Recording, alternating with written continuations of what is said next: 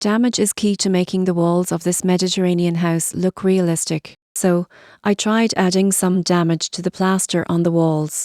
I included general dirt, irregularities on wall edges, dampness near the ground, runoff streaks, and cracks of varying depths. I used materials but also sculpted the wool mesh. I'll share my guidelines below.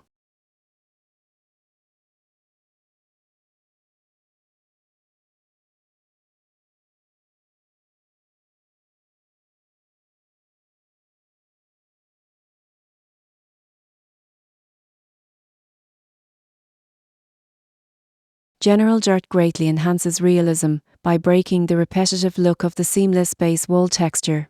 My approach is to use a variation texture to disrupt the brightness of the base wall material at larger scales than the base wall texture. By base wall material, I mean a standard physically based rendering material like bricks, plaster, and so on.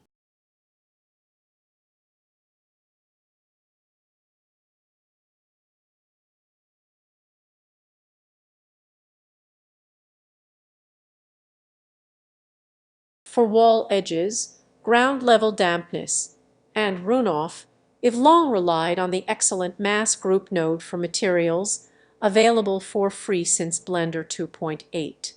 Check the link to the tutorial in the video description.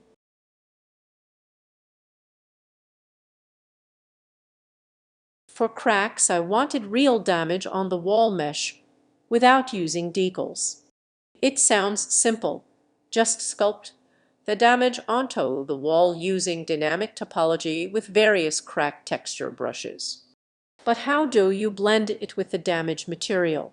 I ended up passing the distance from each point on the damaged wall to the nearest face of the original wall to the material, using geometry nodes on the damaged wall. Here's how the distance is calculated with geometry nodes. Then, blending the wall material with the crack material becomes easy. Of course, this means keeping the original wall and making it invisible.